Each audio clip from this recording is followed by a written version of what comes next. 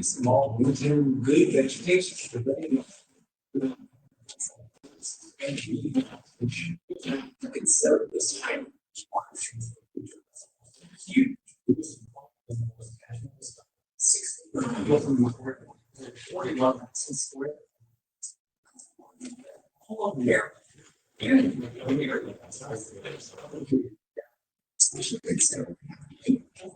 Topic, because it's very, very close to women's heart, which is gift and the succession planning, which we otherwise call it as a legacy planning. So today with me to support me on the legal aspects, my colleague, Mr. Raghuraman, who's an advocate, is also with me. So let this 1 hour of session be really engaging. Please reserve your questions towards the end so that any questions you have with respect to legal aspect or clarification on tax related issues, we can definitely handle either within this 1 hour or post the session, right? With this, let me get on to the session. First and foremost, I'm audible, right? Let me just share my screen.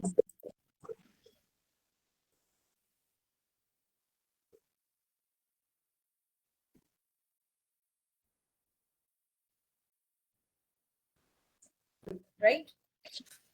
So today we are going to discuss about the gift. Majority of you know what a gift, what are the tax implications, but still it's going to be just the key aspects of gift from the income tax perspective. The next is on succession planning, which is our topic today.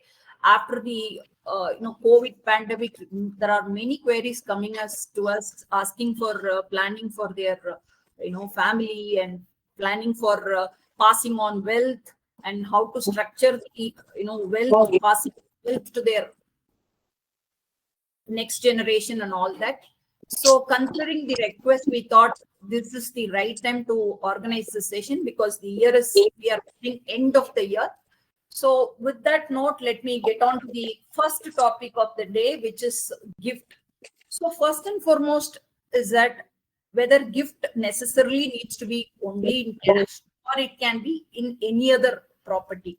So what is the meaning of property? Because should we give only the cash only can be given as a gift, or any other property, like it can be an immobile property or car or jewelry, what other things can be given as a gift? So if you look at the Income Tax Act, it does not restrict only with the cash. It can be any form of asset. It can be an immobile asset. It can be a land or building or shares, your demat account, whatever you have, and jewelry, or it can be any artifacts. If you have any kind of very valuable paintings, pictures, Ravi Verma painting, if you have it, this invaluable, that can also be given as a gift to anybody whom you wish to, right? So the taxation angle is different, but gift can be given from any person to any unknown person. So when I say gift can be given, so now the time to answer whether what should be the value of the gift. Can it be of any amount? So as per the Income Tax Act, if you ask me, to an unrelated person, the maximum quantum that one person can give to any unrelated person is up to 50,000 rupees. So up to 50,000 rupees of gift when you receive from any unknown source, any unknown person, it is not taxable. So next question comes is that who can give the gift, whether it should be taken only from the relative. So when I say relative, the definition has to be drawn from the Income Tax Act, because income tax is the act which has the legal. Avkash, can you please mute all other participants? So in India, if you look at it, there is no gift tax. Earlier, there was a gift tax. Currently, gift tax is abolished. So considering that now the tax which is applicable on any gift is only as per the Income Tax Act, as per section 56, which is taxed under income from other source. So when is it getting taxed? When is it not? What is the occasion at which it is taxed? If you ask me, any gift received of any amount on the occasion of marriage is not taxable. If I have to tell you with an example, assuming your son or daughter is getting married, he or she may receive gifts from either relatives, friends, or from anybody. So on the occasion of marriage, if any individual receives any form of asset, it can be cash or it can be in any other mode, that is exempted. And also if the individual gets gift from any of their relative through inheritance in the sense it is through their father, grandfather, and great grandfather, that is also inheritance. Also, it's not taxed under income tax. Next is that if somebody upon death, if he passes on any wealth or gift, that time also it is not taxed. And if you receive any amount from local authority, for say from government or from BDA, that is also called as a gift. That is also not comes under the tax liability. And apart from that, if you receive, if any trust is formed, any private trust is formed, that is also will not be falling under any kind of taxation.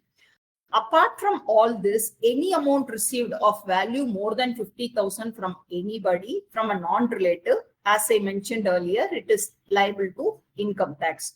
So the next question comes is that who's a relative? Because relative definition, in particular, if I have to say, it is very broad, right? We may call it as a uncle, auntie. We may refer all our relatives as uncle, auntie, and all, and maybe papa or maybe dadi or grandfather, all that. But when you want to strictly interpret the term relative from the income tax angle, it is very, very narrow in the sense, though it is broad, but we have to apply the strict interpretation.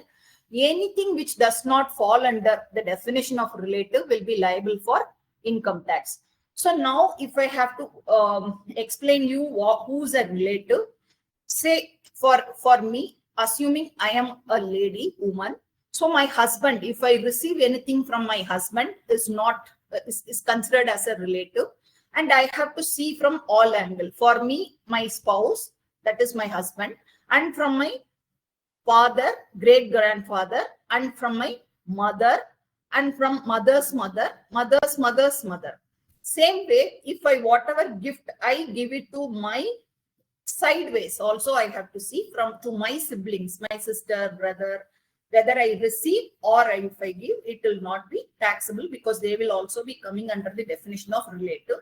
Then if I have to go to the next generation, then my son or daughter and their grandchildren, if I give also, it will not be taxed. It will come under the definition of relative.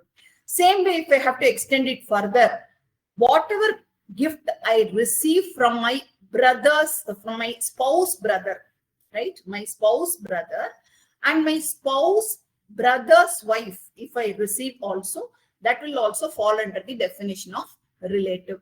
So if I have to simply put it in, make it in an understandable way, it covers almost all relatives, within the first generation or second generation, first circle, second circle, everything is covered under the definition of relative. So next is that when it comes to the Hindu undivided family, probably in the next few slides, we will learn what an HUF is. If any gift received or a member is also considered under the definition of relative. Now, you may ask the question, then what is the restriction? Like, first we understood that anything more than 50,000 from a non-relative is taxable. And from the definition of relative, any amount is not taxable.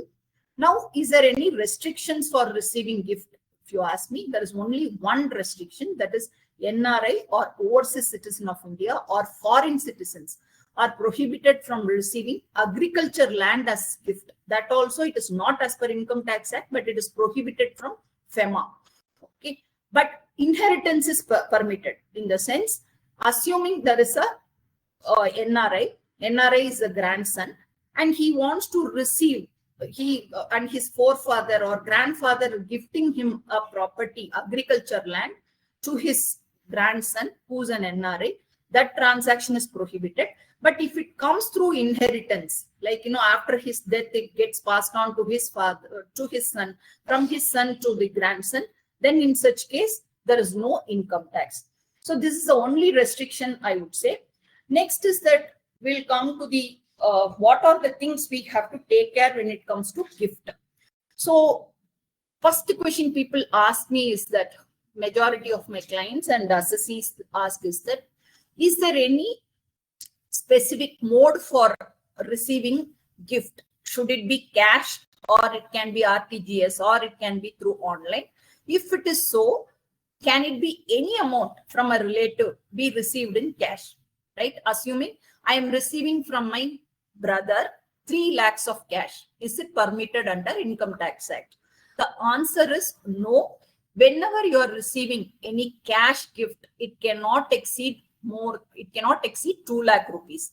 Okay, up to 2 lakh it is permitted. So if you receive any amount exceeding 2 lakh, what happens, right? So to that extent of 1 lakh, it will be treated as an unexplained income, or whatever way during scrutiny the assessing officer determines, it will go in that lines. So it is always advisable to receive the gift in the form of crossed check or RTGS or banking channel. So any small amount through cash is perfectly fine. So one more thing which you have to take care is that whenever you are receiving the gift from any of your relatives, it is better to understand their source, right? Because once when you receive the gift, if you are under income tax scrutiny, the first thing will be scrutinized is the source of the donor, which you will have to prove. So in case if the donor is not able to prove the source, then you will be under trouble. So it's always better to document it. Now, I'll just take a pause here when it comes to documentation. Let us hear from our advocate, like what is the right way to get the documentation done, because the first thing when it comes for scrutiny of any document, the income tax department asks is that please provide a document stating that you have received gift on so and so date from so and so. So now, how do we say? Can I write it in a piece of paper, or how should it be maintained? I just take a pause and then hand over the session to Mr. Raghuraman, so that let him explain what should be the documentation for receiving the gift in case of immobile property and movable property. Both are very important because we receive gift in both forms. Over to you, Raghuraman. Yeah, hello. Yeah, so gift deed, is I think mandatorily registerable, and if you have to just execute the gift deed in a stamp paper and signed with 2 witnesses. The language of the gift deed is very critical. The gift deed must have some certain clauses. That is one thing. It is that it should contain what you call as the undue influence, non-coercion clause should be inserted, without which later the gift deed can be challenged, saying that it was the gift deed was executed under duress, under coercion, and resisted in court if any disputes happen later. So that clause is very critical. And the second is, it's very important that the donee should always accept the gift, because without accepting the gift deed is void. So it is important that a relevant statement to that effect, saying that the donee accepted the gift, is also very mandatory in the gift deed. These are the 2 important critical aspects when it comes to documenting the gift deed. So that's the kind of a very small 5-minute summary of how a gift deed should be drafted. Over to you. Thank you. Should gift be, I have a question, should gift be on the, related to any occasion, or it can be on any day? It can be out of love and affection towards any occasion, say birthday or anything, or it can be love and affection is critical. Yeah, because gift deed is usually handed given without any consideration, right? Because and it's a contract. So therefore, what the consideration in this case is love and affection. So a gift can be given to relatives because only then love and affection can be attached to the contract. If there is no love and affection, then it becomes a normal contract, and then consideration follows, and that is then gift deed becomes void. So this is the third thing which you just pointed out, and thanks for reminding me about that. So it is important to have the love and affection clause also as part of the gift deed. Yes. So you mean to say in case of any immobile property, it requires mandatory registration. But is there anything like even without registration also immobile property can be transferred or through some kind of documentation, or it's not possible? Can you just repeat? I think the voice broke. Immobile property, if we want to gift it, say Mr. A wants to gift immobile property to his son. Okay. So does it necessarily needs registration with the registrar, or it can be in a piece of paper? Yeah, I mean, gift deed for immovable property is in essentially a transfer of immovable property rights. So I think then in that case, the stamp duty registration charges will apply. It only for other kinds of gifts like jewelry or movable property is exempted from that part, that act. So a normal stamp act and Canada registration act will apply. All right. So this is one key thing which we have to keep in mind. In case of immobile property, when we are gifting, it requires compulsory registration. Other assets, other class of assets need not be registered. So then next is that when we come back to Income Tax Act, whether whatever gift we receive, does it require reporting in our income tax return?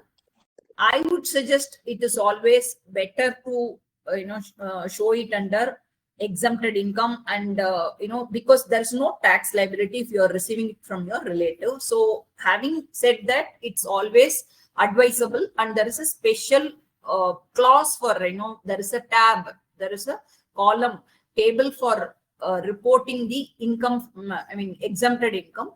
So it's advisable to report any gift that you received from your relative. So next is that what are the things which we have to take care when it comes to scrutiny of returns? Anybody who acquires any assets which is not in proportion to their income they earned, there is always a possibility that the income tax department serves a notice. So at that point of time, having not disclosed in your income tax return during that year whatever gifts you received in the form of whatever form, it may lead to complications. So number one is that you have to have a documentation from your relatives stating that out of love and affection, I'm giving you so and so amount on so and so date in a proper legal way. Document it, number one. Second is that it is always in that if the document can capture his source, some kind of information, it will be easy for you when you face the income tax authorities. So these are some of the things which we have to keep in mind.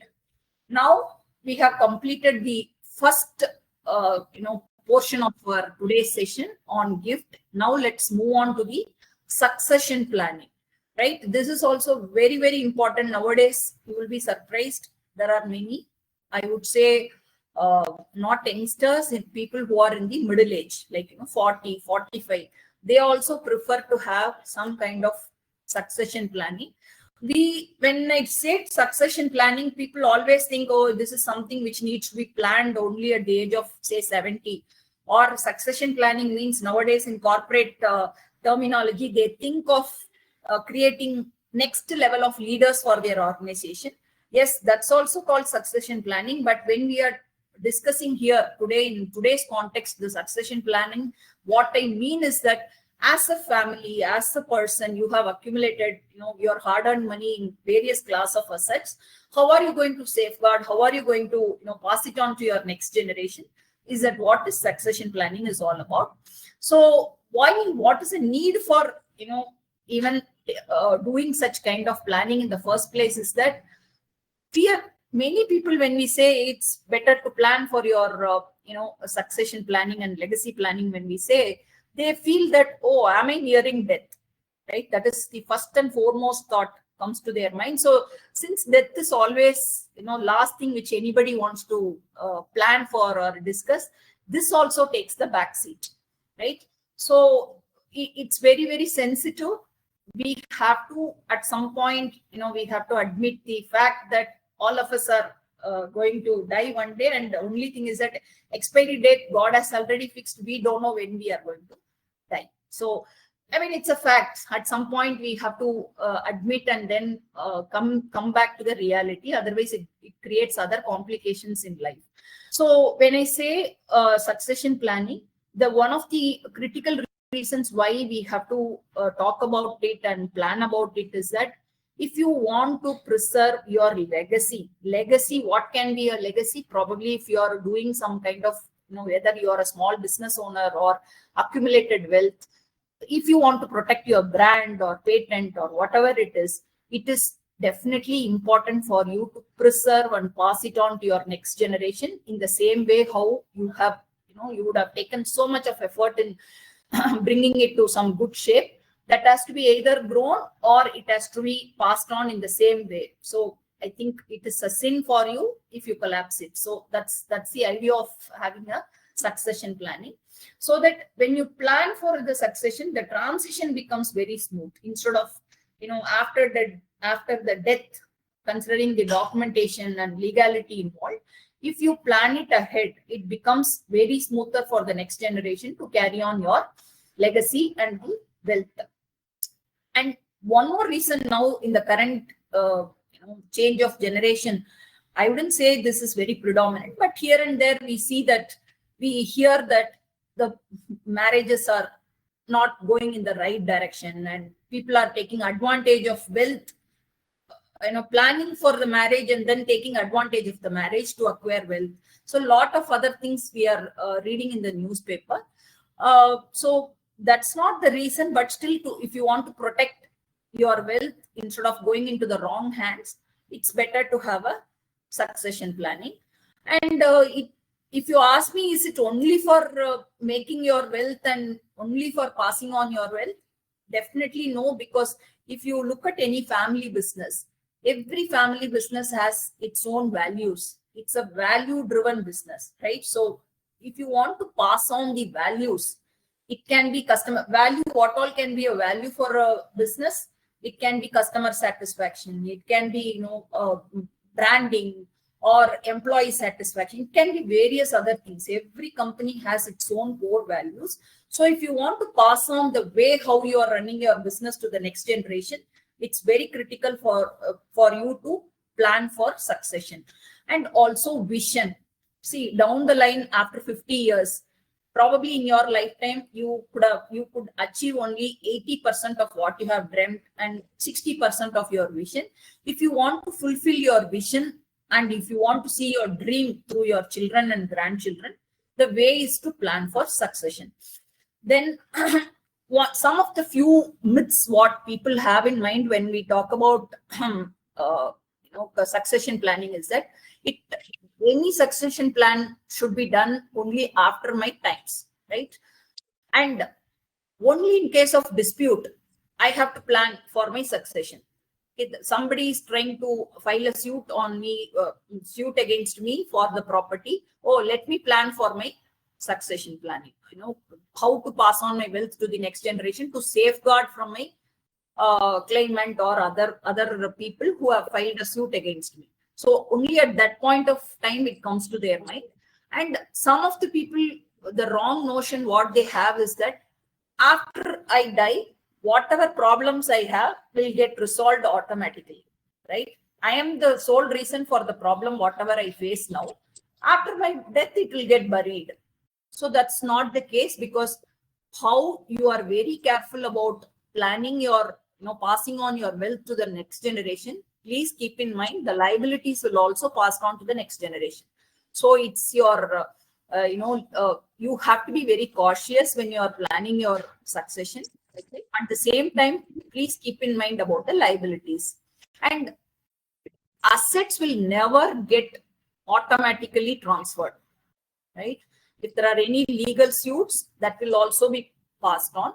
If there are any assets, if there are any restrictions, or if there are any encumbrance in that, or any disputes in that assets, the asset that is automatically getting passed on to the next generation will carry those kind of intricate problems also. So you have to keep in mind, when you are alive, it's better for you to plan for your legal disputes and safeguard the assets, so that when the next generation is enjoying that property, they enjoy it with peace, not with any problems. So always people think, when should I plan for my succession? First question, when should I plan? What should I do? What is the next step forward? I always tell them the best time to plan was yesterday. Ideally, you should have planned it yesterday. You should have commenced it. But okay, nevertheless, it's not late. If you have assets, or if you have many class of assets, please plan for your succession today. If not yesterday, forget it. Today, it's a time for you to plan. Then, how do you plan it? How do you structure it, right? Because when I say structuring of your wealth and passing on your wealth to the next generation, the structuring takes a very, very key role. That's where we take the help of advocates. I just take a 1 minute pass here and hand over to Mr. Raghuraman to just explain what are the ways in which the succession planning can be done for an individual, or for a business, or a person who's having about 2 children with the say. I think money doesn't matter. It can be 1 crore, or it can be 10 crores, or it can be 100 crores. It's all matters. What it matters is, how does he wants to pass on his wealth to the next generation. So over to you, Mr. Raghuraman. I just want to understand, what are the best structures? How do we plan for a legacy, like for a succession planning? What are the tools available? What is the difference? Thank you. See, when it comes to planning the legacy, I think one of the biggest differences between the past generation and this coming generations, as well as this generation, is that the asset classes have vastly changed. If you look at your parents, mostly they would have had maybe one property, and probably they would have had a bank account and probably some fixed deposits or some post office deposits. So that is for that you don't need a large term called succession planning. But I think in this generation, I think because of global opportunities and global reach, and also the one other important aspect is the breakage of the nuclear family. So the sons and the parents are now no longer together in one family. Sons are in US and parents are in India. So then it is very difficult to communicate the current status of the family assets to even their sons, let alone the probate court or any other successor to the legal estate. And the second is even within a normal investor, because the investor asset classes have vastly increased. Now you are talking about cryptocurrency, Bitcoin. I think people might be aware that people who have lost their user ID password for Bitcoin will forever lose their Bitcoins. They will never be able to recover it. So how are you going to track it? Simple thing like social media accounts. There is no registered way to transfer access to your social media accounts to your children. So if you do not capture it somewhere, so the essence of succession planning is a way to document your current status. It is not going to, you can't just, write it in a pen and paper. I mean, if you start writing it in a pen and paper, you'll realize how many things you have to capture. Like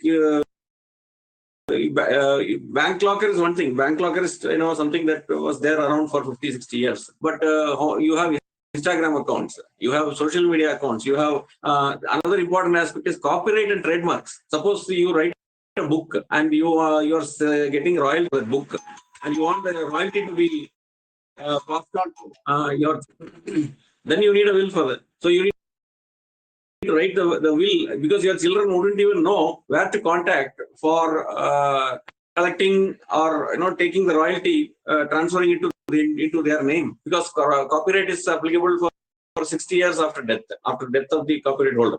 So these are some of the challenges. So succession planning requires you to document it, and will is one of the ways to document it. So will can captures all the assets, as well as maybe your social media accounts is not necessarily an asset, but along with that, when you start capturing all these things, then you'll realize how much of information that you have is undocumented. And I think COVID is the biggest reminder on what could happen if such documentation is not done. There were families where 2 young children were left behind. Both the parents died, and children have no clue what is the name of the bank where they have savings bank accounts. They don't know where their locker is. They don't know what is the user ID password of the email ID of their parents, because all the bank account details will come to the email ID, and you don't even have the user ID password. So I think that's this very critical that the will is one way to accomplish it. Of course, succession planning is a larger term. Succession planning requires you to document things which you don't need to capture in a will also. So it is important to document all your status quo in terms of assets, movable property, immovable property, and other assets, intangibles. And will is a way to transfer what needs to be transferred. Some of them don't need a will. Some of them will automatically transfer through other means to your children. For example, insurance. If you put an insurance beneficiary, it will transfer from the insurance company to the beneficiary directly. You don't need to put it in a will. But for immovable property, you need to put it in a will. For movable property also, if the movable property is delivered, then that can directly be transferred via a procedure which is settled by the Motor Vehicles Act. You don't need to go probate. But what needs to go through probate is monetary assets, securities like shares, stocks, mutual funds, then family jewelry, immovable property, and even actionable claims. Like if there is some 3 lawsuits pending in the court, and you need to specify that as well in your will as to who will be liable for the, if it runs against you, then who's liable, and if it is going to be in favor of you, then who's going to collect the judgment debt. So judgment credit, the judgment amount which comes in your favor. So I think this is very important to understand from a point of view of writing a will. I think over to you, Sujata. Yeah. So what I understand is that the succession planning is a very, very broad term. The will is a subset of that, where we capture, more of any financial assets and immobile, whether it is a mobile or immobile asset. Apart from that, there are so many we are living in a digital era where we have to protect our password, pass it on to the right hand, so that many of the critical details relating to mobile, immobile, and other details are held in the form of digital form. So it's better to have 2 sets of things. One is a will, which is going to be a legal document, and other one is for protecting, where some kind of documentation where all the piece of information are kept in a safe custody. So when I say the succession planning, the broader term, there can be assets can be given to next generation. It's just not only in the form of will. There are other various modes also, tools also. One is that family settlement, other one is a will, and other form is that Hindu undivided family, and other one is a holding company, where the holding company will hold certain set of shares, majority of shares in subsidiary company. So these are some of the forms. And also the private trust is gaining momentum, and many people are forming a private trust in this in the recent times, I would say. So if we have to understand what is a family settlement, it's a very age-old term. You all might have heard of when great grandfather, he used to settle the amount when he used to be alive, right? Because he did not want to see his sons and daughters, fighting after his death. That was the time I'm talking about 80, 90, 100 years ago, where the family settlement was very common and popular. So what they used to do, they used to partition the assets, and the father, the great grandfather, he used to distribute it as per his wish. Okay, this son has taken care of me well, and that daughter has given me so much, that auntie has brought me up in my younger age. So whatever wealth he accumulated, he used to distribute it when he was alive. And also some of the assets used to be in the common pool, that used to be, so the other person used to give a release deed in the sense he would be relinquishing his rights in that property and handing over to the person to whomever he wanted. So this was the structure which was prevalent about 100 years ago. Then came, nuclear family and other stuff. Some of the times would happen, they used to put a nominee in somebody's name, assuming my grandfather, he likes me so much. So what he used to do, he will keep some fixed deposit in his name, mentioning my name as a nominee, thinking that after his death, I can go to bank and bank will directly give it to me, because he had dedicated that sum of money to exclusively for me. Whereas he has his own my daughters and sons. I am only a granddaughter.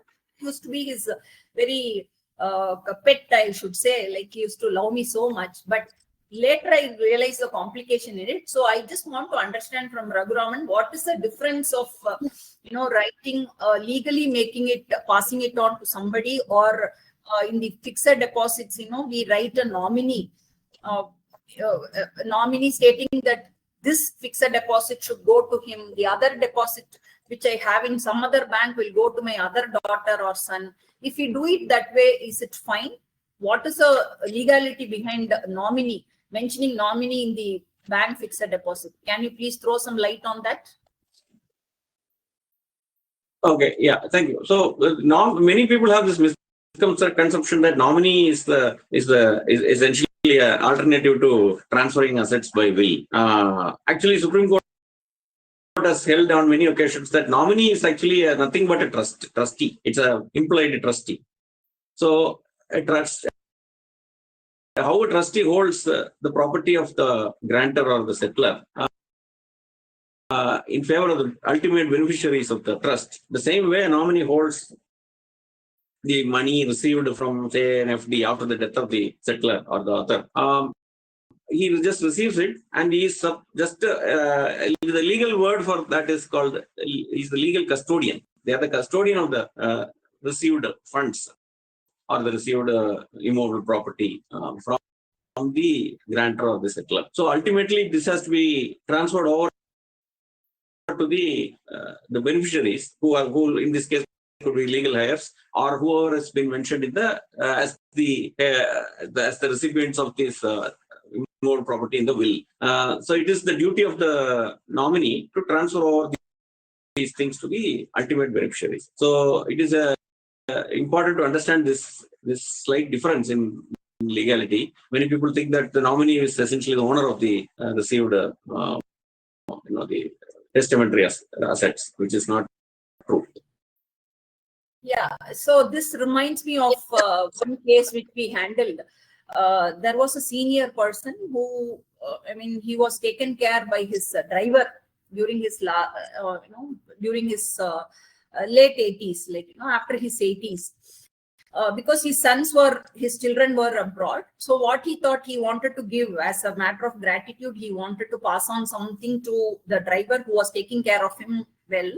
So what he did, he went to the bank when he was in a good condition. He created a fixed deposit thinking that this fixed deposit should be dedicated and given to his driver, who took care of him well during his bad times. So he put the nominee, driver's name as nominee, thinking that it will go to him. But unfortunately, what happened was that when he went to the bank, the driver went to the bank. Of course, the bank would release that amount, but not to him. Ultimately, the bank held that no, he is only a custodian, and unless his legal heirs permit him to take that money, transfer that money, the bank did not allow the nominee to transfer to his personal account. Ultimately, it had to be given only to his legal heirs.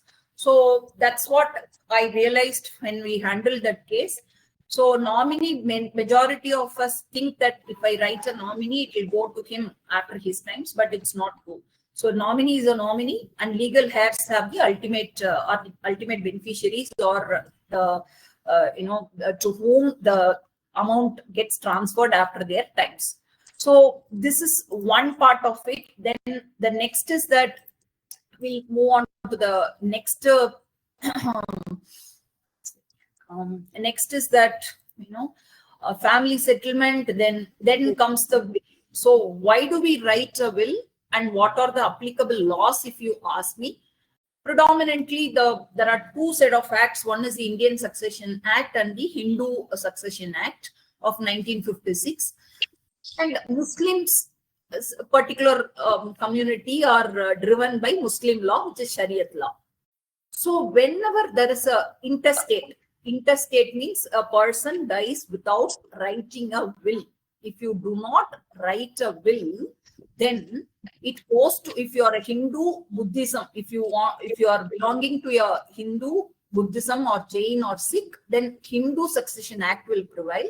And if you are a Christian, Parsi, Jew or any other act, then Indian Succession Act will prevail. Whereas in case if you are writing a will, testate, okay, then if you are a Hindu, Buddhism, Buddhist, Jain or Christian, Parsi, whomever, whatever caste you may be in, then the governing law would be Indian Succession Act. Of course, for Muslims, they are governed by Shariat law. Then what are you willing after your death? That is what you are going to document in the form of a will. So many people have a question, is that whether will needs to be necessarily registered, or it can it be handwritten, or can I write it in a write it in a Word document and send it to through mail, or is it necessarily to be in a hard copy? Where should it be kept? So these are some of the basic questions which many people ask us when when they want to discuss about succession planning. So what I suggest them is that it can be a handwritten will, no doubt, provided it is very legitimate and very clear, and it is easily understandable, readable by the other person, and it has to be necessarily attested by signed by two witnesses to make it more legal. Then only it becomes a valid will. Otherwise, once there are any complications, the will itself becomes the creator of a problem. So that should not occur. So it's always better to write a will. In case of any immovable property, it is mandatory for you to register the will with the sub-registrar. So these are some of the things which you have to keep in mind. And when I say will, next question people have in mind is that, ma'am, currently I have certain set of assets.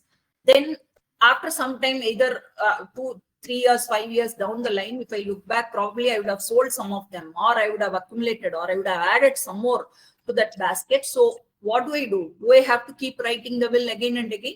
So let me understand from the lawyer. So what is the right way to write a will? Is it amendable, or should we destroy the old will and do it?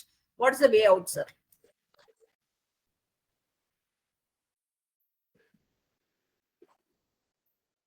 Hello. Yeah. So whether did you put my question? It's whether will is amendable. Can you please repeat it, please? Yeah. So is it possible to amend a will, or how do we go about it? Because after a few years down the line, when they want to revisit the will, some of the assets are already sold. Okay. Some are newly acquired.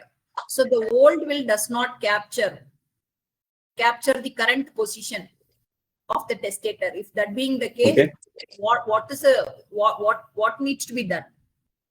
Yeah, see, will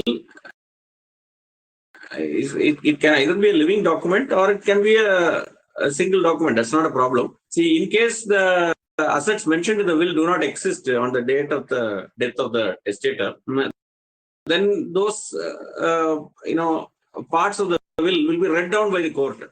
That is why will needs a probate. That's the reason why will is not a document which you can directly take to a register office and show the will and then transfer the property in your name. The probate court has to review the will and then pass an order saying that this is the current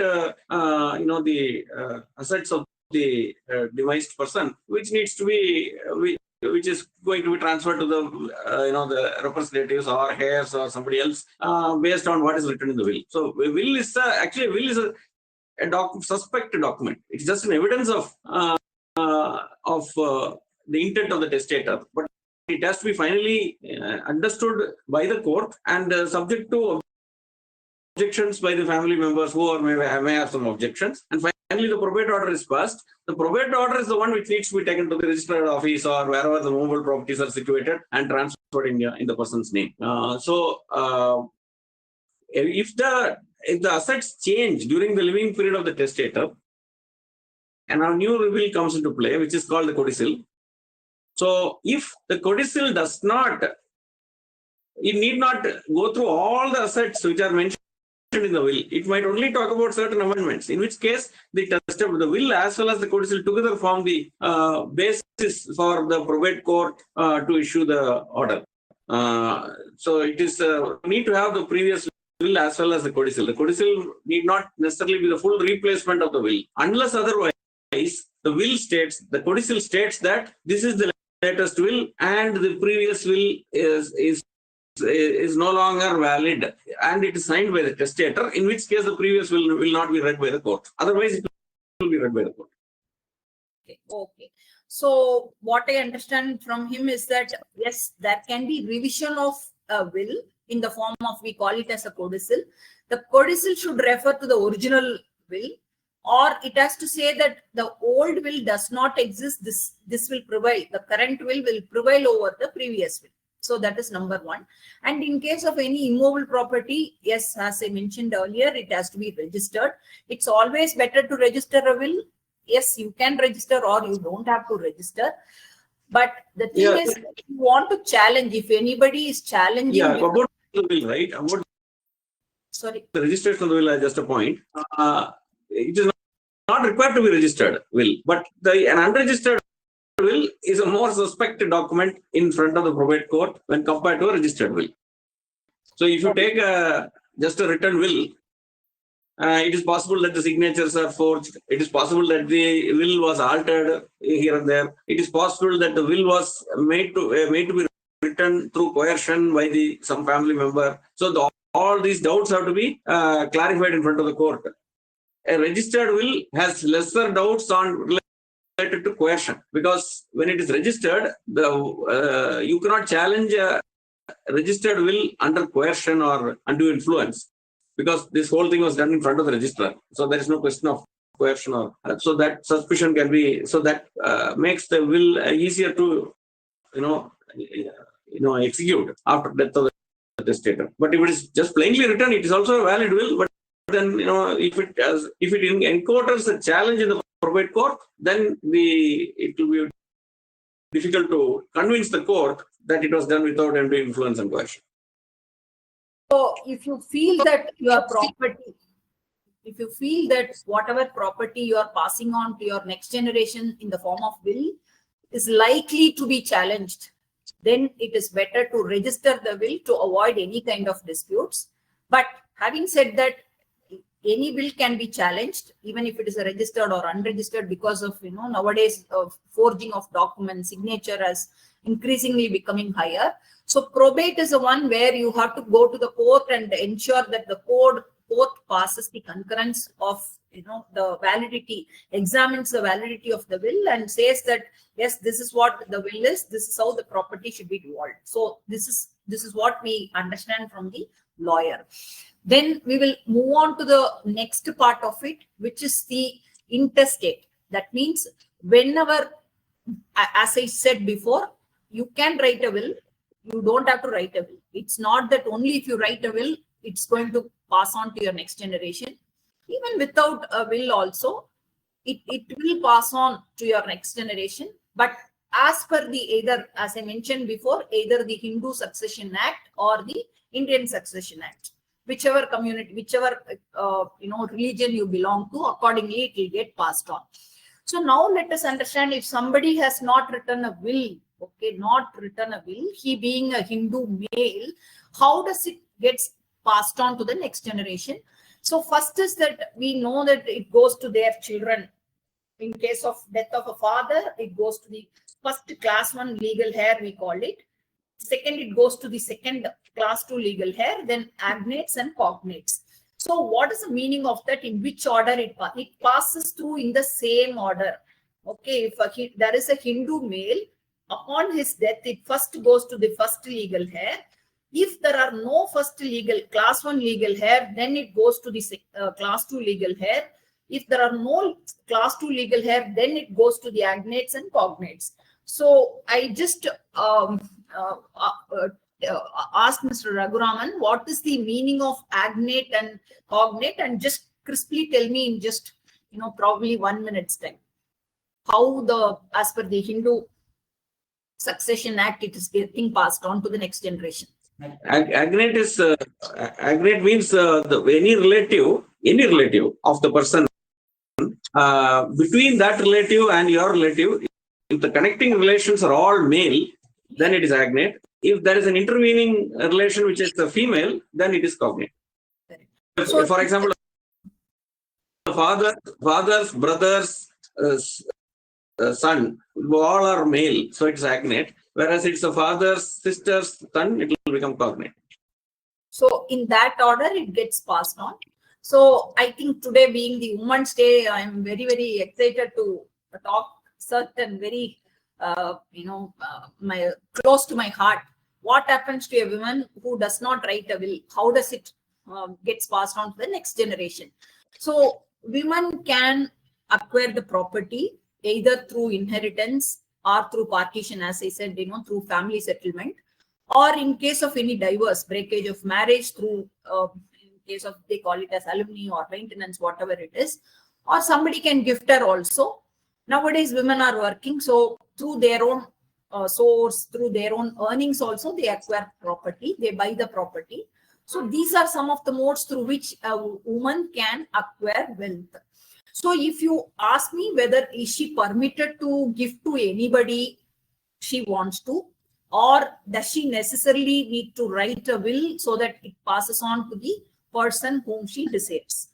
So if you do not write a will, it goes as per the Hindu Succession Act, whatever we read, but there are certain exceptions. Okay, what are the exceptions? If you ask me, if a female who owns a property, who acquires a property and has a property and has not written a will, after her times, unlike the Hindu male, there is a slight change, right? There is a slight change here. It goes to, it's not like class 1 heir, class 2 heir, not like that.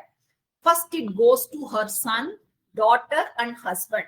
It goes in the same order, like, first son, daughter, and husband.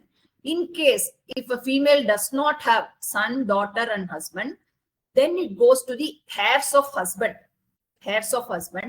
Then it goes to the parents, her parents. It goes to her parents, and heirs of father, then heirs of mother. So this is how in case a female who does not write a will, this is how the assets will get passed on to the next generation. But having said this, there are certain exceptions. Like in case of gift, will, or decree, then the rights are restricted to that extent only, in the sense, whatever rights she has, only that alone can be transferred. Assuming her husband or her father writes passes on, writes a will stating that I give my daughter the lifetime enjoyment of a property, right? Father has given to a daughter lifetime enjoyment of a property. So that is a right she has. If she has only lifetime enjoyment of a property, then it cannot be passed on to her children or her husband, right? So it cannot be passed on even after her death. Once her lifetime, it goes back to the person who gifted her. So that is one thing which we have to understand. So if a woman dies intestate with an inherited property, leaving her husband, and she does not have any children, then also there is a problem. The property will not go to her husband. It will go to her parents' brother and not to her husband. So this is one thing which we all of us have to take care as a woman. So if you are getting any gift from your father or from your parents, if you think that after your times, this will automatically go to your husband, assuming you do not have legal heirs, then it will not go to your husband. It will go back to your parents. So this is one thing which you have to keep in mind. And next is that, having said that, the Hindu Succession Act is full of exceptions. Anything I say, it will have some kind of exception, and it is purely facts driven. Unless and until we read the facts, understand how the family structure, how the family tree is, it is very difficult to give some digital answer for any kind of property related matters. So, but when it comes to the exceptions, if a property inherited from her parents and she has without any children, then property reverts back to father's heirs. So this is one thing which we have to keep in mind. And one more thing, what I wanted to, we are running short of time. I'm getting a message. So let us understand from our lawyer, what is the meaning of letter of administration, because this term is very commonly used. Okay, this term is very commonly used. Could you please throw some light on what is letter of administration? Where do we have to get it? How do we have to go about it? Yeah, see, letter of administration is that in a will, usually you have to nominate an executor. Okay, so the executor is basically the person to whom the interstate assets will remain with. It will not be transferred to the executor, but it will remain with the executor. Like how a nominee is holding the property, the same way an executor also will hold the property, and then in essence like a trustee, and then he has to transfer over the assets to the heirs as per the will. So that becomes the responsibility of the executor. The executor plays the role of a trustee. So this appointment of executor will require a letter of administration from the court, provide court, so that the executor is appointed, and then thereafter the executor will have to distribute the assets as per the will, and then he has to he is answerable to the court on how it has been distributed, because if any of the children or heirs object to the distribution, then the executor will have to answer the same in front of the court, because legally liable to answer that kind of questions as to why asset was distributed in a certain way. And if any misinterpretation is there, then the court will interpret the will and deliver a verdict on where the asset should go, whether the executor was right or the executor was wrong. So basically, the letter of administration comes into play when there is no will, or even if the will is put to test. So we have to submit certain set of documents, and it has to, the statement or the application needs to be done by the lawyer, stating that this is what this is the death certificate of the person, who's going to pass on the assets, and this is what going to be the approximate value of the asset. And also along with the application and along with the prescribed court fee, it has to be submitted. And also we have to mention the list of legal heirs who are there under that, they call it as claimant or whoever it is. And also public notice also to be given, stating that nobody else will have any future claims. In such cases only the letter of administration is required, otherwise it is not required. So the reason why I am trying to bring out this here is that it is very, very important to write a will. And if you do not write a will, then there are certain complications which will come in the form of whatever I said in the last 15-20 minutes. So if I have to say succession planning, there are various other methods or tools are available for succession planning. One such is that will, which we could cover only part of it, I would say. So family settlement is almost, it's fading away. I don't think many are going by that. And will also we could discuss probably for 50% of what we had planned. And there are other modes of succession planning also available. Say it can be HUF, which is one of the tax planning measure as well, and also private trust, which is gaining momentum. With the permission of the organizer, I think we are running out of time, so probably we'll conclude today's session on this. We are happy to meet you and explain you the other modes of succession planning in the forthcoming sessions. So thank you for the opportunity. Thank you very much for your patient listening also. And I also thank our lawyer for giving the right clarification at the right point of time. So thank you so much. Over to the organizers. Yeah, thank you. Thank you, speakers. Floor open for... Yeah, actually we had a very engaging audience today also. And if you can see the chat box, Mr. Mahesh has asked some questions I have assigned to you. Can you see the questions in chat box? Okay. Suppose I make a will of all assets and its percentage distribution to my willed beneficiaries as on date, but later if I accumulate more assets, how do I cover this already made will? Can we write generic clause to cover this within stated willed beneficiaries? Yeah. So this is a question. I think we have answered this. The answer to this is what I understood from his words is that codicil he is talking about. You have already written a will. After writing the will, some of the assets were added into your portfolio. If that being the case, how do you go about? So that is what we call it as codicil. It can be called as a supplementary will. Chronological order or priority specified. Okay, probably you can, if you are writing more will, if it is going to the new will is going to prevail over the old one, that you can mention. If it is going to be an addendum, then that also you can mention. It all depends on how you draft the will. Mr. Mahesh wants to have another question. He has just making him talk. Yeah, you please unmute him. Unmute. Yeah. Mr. Mahesh, you are online.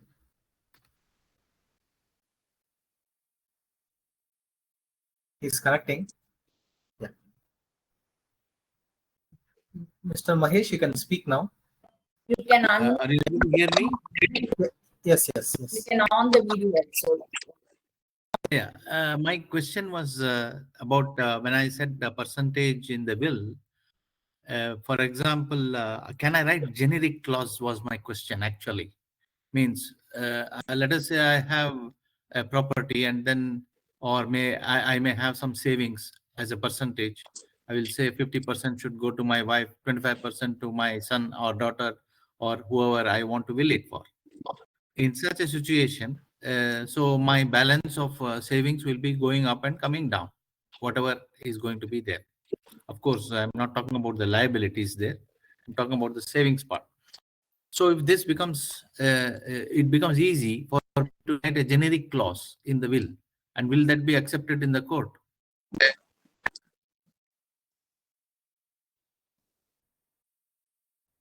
Yeah, see, assume at some point of time the assets will get distributed on the day which say the cutoff date is say 10th of March. Okay, on that day, whatever is the value of assets will get distributed at whatever proportion that was mentioned in your will.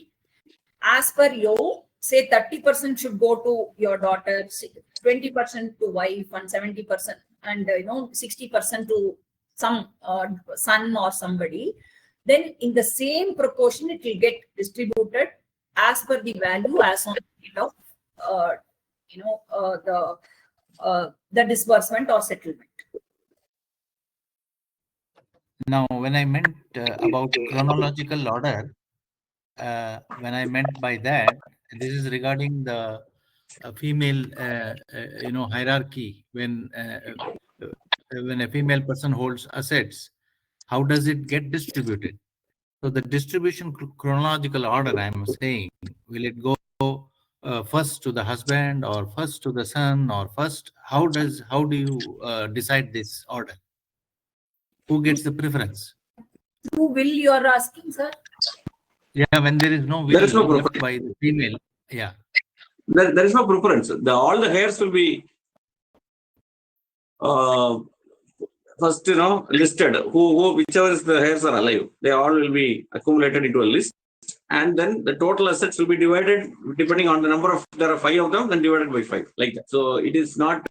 So everybody, the first generation gets all the people get equal share, and the subsequent generation will get the share from their parents. That's the way the Hindu law works. So there is a method for doing so. So once the assets are listed on the table, then the Hindu law is applied, and all the class 1 heirs, if there are multiple heirs, all of them together will the assets will be divided among them as per the Hindu law method. Okay. Thank you so much. We have 2 more questions in the chat box. You can see. More questions actually. Mr. Jagdish. Will required on a stamp paper. If will is accepted by children, will should be a registered one. Is will required to be on a stamp paper. See, any document, it's a non-judicial stamp paper is always better to have, but it is not mandatory to have it on a stamp paper. It can be on a non-stamp paper also, normal paper also. What is the role of spouse in a will? Heir 1 and heir 2. Not explained. Okay. So, see, as per in Hindu Succession Act, there are legal heirs, class 1, class 2. What is the role of, could you please explain what is the role of a wife in case of class 1 heir, class 2 heir? Where does wife fit in? Spouse fit in? Is that what the question? To Raghuram, sir. Yeah, can you repeat that? I think the voice is breaking. No, where does wife fit in case of class 1 heir and class 2 heir? As per Hindu Spouse is class 1 heir in case of male intestate, and the same holds good for female intestate also. The husband becomes the class 1 heir. So the way it works is that it basically the rule of thumb is like this. Most of the succession laws work on the principle that the biological heirs and matrimonial partner and parents, this is the circle of relationship among which all the assets are divided. The rules will slightly keep changing here and there depending on whether it's the wife is intestate or husband is intestate, but by and large this is the principle. And if you can't find a heir like this, closest heir relation, then you go for the next distant relation, that is your brother's son, like that. So all those people are all bucketed under class 2 heir. So if you don't get any heir in class 1, then you go and find out who is the class 2 heir. If you find even one heir in class 1, no class 2 heirs will get. Everything goes to the class 1 heir. So first you find in class 1 heir. If you can't find, go to class 2 heir. If you can't find anybody in class 2 heir either, then you go to agnates, then you go to cognates. So the method or principle of succession works on the principle that no property should be left alone. What will happen if nobody is there? The property will be left without a person to attend to, right? So that is not allowed under law, because any property has to be in the hands of someone. So what happens is, if nobody is found, including agnates, cognates, nobody is there. If somebody is like an orphan and has no relative whatsoever, then the property goes to the government. So that's called a sheet. So that applies. So the idea is to find somebody to take care of the property. If you can't find in class 1, go to class 2. If you can't find in class 2, go to cognates, then go to cognates. If you can't find in cognates, go to the government. Okay, so That answers the question. yeah, the next question is that will can't be witnessed by heirs. If witness has expired, then what? That's a question. See, one thing is that it is better that will is a confidential document. We all of us know, so that I wouldn't say confidential means you don't have to disclose or anything of that sort. It is better to be confidential. So when I say it's confidential, it is better not to get signed it by your own legal heirs as witnesses. Okay? It is advisable to have witness as an external person, number one. Number two, it is always advisable not to reveal your will, right? Because the people, the way how they treat you might also change if they come to know the how you have distributed your wealth and all that. So it's advisable not to disclose your will. And third question is that what happens in case a witness dies? So the witness is signing on the date of writing the will. So there is every possibility that that witness may not alive. When the person who writes a will on his demise. So if that being the case, that's the reason why there is something called as an executor who comes into play. Executor is a person who administers, the things that are written in the will, the way how it has to be distributed. Say, for example, Mr. A, who's about 80-year-old, he has written a will stating that the property should go to his son, some portion of it to his wife and all that. Considering his age, he has to appoint an executor who's slightly lower than his age, say maybe around the age of 30, 40, 45, whatever it is, who's much younger to him, so that upon demise of the the writer of the will, the administrator, the executor, takes care of how it has to be distributed, and he acts as a witness, as well as the witness will also come into play. So before any court of law, or the way how whatever way the will has been written, it has to go to the respective beneficiaries. So that's the basic idea of writing a will. And executor is not compulsory. As long as 2 witnesses are signed, I think that is sufficient enough to make the will very a legal document. So if a spouse not mentioned in the will and heirs are mentioned, then what happens? Whatever written in the will is a final. If spouse is missed out in the will, then spouse will not get anything. So that's the reason why whenever you are writing a will, you have to be extremely careful, and the way how you want to distribute, how you want to give. When you say spouse, it adds to my thought what we had. You wouldn't believe there was an old lady who was not taken care by her children or by her spouse. She had written a will so that her entire property goes to the trust, right? So that when the will is written saying that after my times it will go to the charitable trust, neither the spouse nor her legal heir, nobody else will have claim over the property. So the will is a final one. So I hope we have answered all questions. So I once again thanks for If you have any more questions, you can raise your hand or put in the chat box. Yeah. Of course, you can always email us. The questions will be answered. The floor will be open for 2 more minutes. Somebody has Mr. Balaji, one second. Yeah, I'm allowing Mr. Balaji to talk. Yeah. Mr. Balaji, you are on live now.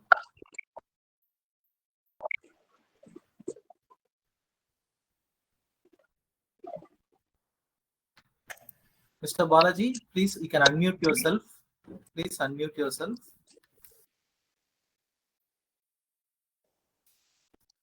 Mr. Balaji, you can unmute and you can talk.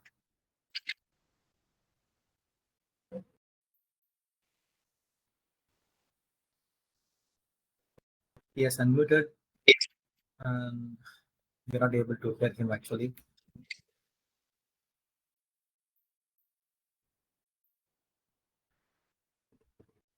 Mr. Jagdish posted another question in the chat box. If you can see. Nominees mentioned in the fixed deposit accepted by banks, or they ask some documents like will or any other documents. See, at the time of creation of fixed deposit, I mean, it's quite obvious that the person is alive.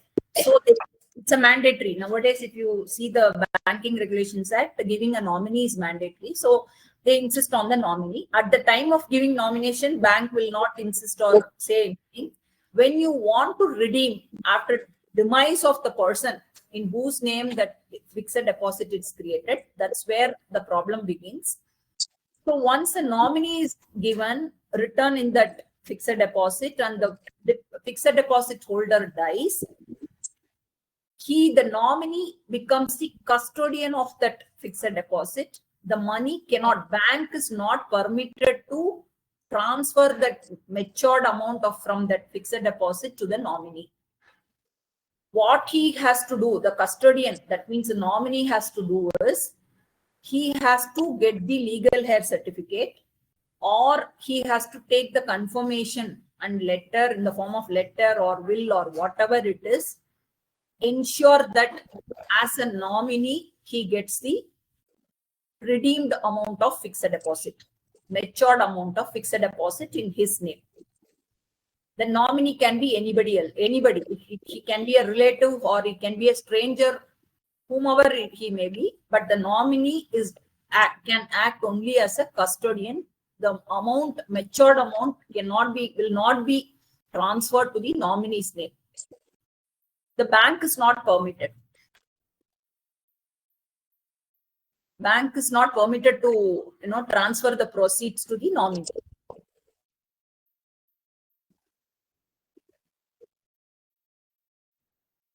Mr. Balaji has posted his question in the chat box. Is there any question? Okay. Mr. Balaji, okay. Is there a provision in the will that if the parents are not taken care of by the son or daughter, it can be revoked? It's a very subjective question. Can you please answer this question? What he is asking is that the provision in the will that if the parents are not taken care by the son or daughter, it can. I think it just broke again. The voice is breaking. Can you repeat, please? There are provision in the will that if the parents are not taken care by their son or daughter, it can be revoked. Assuming father writes a will. No, I think the voice is breaking. No, you can see I didn't hear it. Is it possible to you can see the question? Yeah, you can see the question in the chat box. How will you see it? I have assigned it to you. Can you see the chat box? Okay. Is there a provision in the will that if the parents are not taken care of, it can be revoked? Is that the one? Yeah. Yes. Okay. Yeah. See, will can be made conditional, provided the condition can be proved in court or disproved in court. So, if you say that the condition is parents have not been taken care, here it says it can be revoked. See, when the parents are alive, they are free to revoke any will, right? But once the parents pass away, and if they have not been taken care of, whatever was the last will they wrote will apply. So if they have not revoked the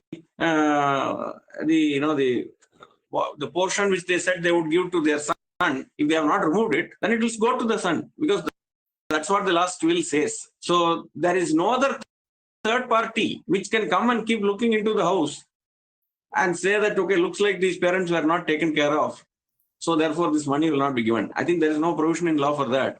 So it is up to the parents to decide. So if the parents feel that the sons are not taking care of them, then they can, rewrite the will and publish and release a new will. That's the only provision they have.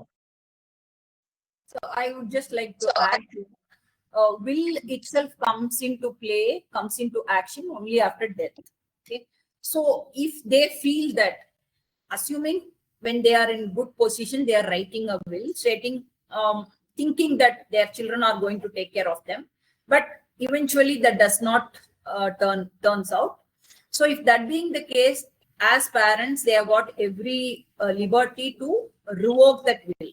In the sense, they can write a new will saying, because of various reasons, since in your case they have not taken care, the children have not taken care, they can write a new will stating, instead of whatever they had original will, changing that original will, it has to go to some Mr. X or Y, whatever it is, instead of first daughter to second daughter, because first daughter has promised or what they were thinking, that did not happen. Number two, once the will is returned after their death, irrespective of the condition, whether who has taken care or not taken care, that cannot be proved. As he rightly said, it cannot be proved.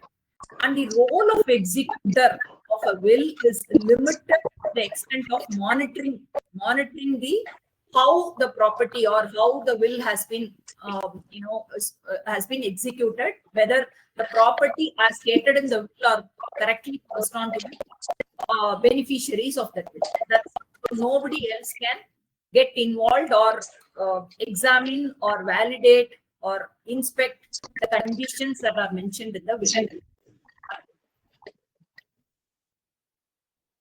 The will becomes a final document. Thank you. Thank you. I just wanted to add here that any condition can be put in the will as long as it can be tested by the court after the death of the testator. So if you say that if my son does not get married, he should not get my house. Let's say that's what somebody wants to write in their will. That condition can be tested in the court. So if the court can ask that son to give his marriage certificate, and based on that, the money can be given or not be given. But if you put conditions which cannot be tested by the court, then that condition will fail. Then the court will not apply the condition. And it will go by the Succession Act of that particular person's religion. So if it is a Hindu, then it goes by the Hindu Succession Act, or if it is Muslim, it goes by the Muslim Sharia law. So each condition has to stand its own ground in front of the court. That's all.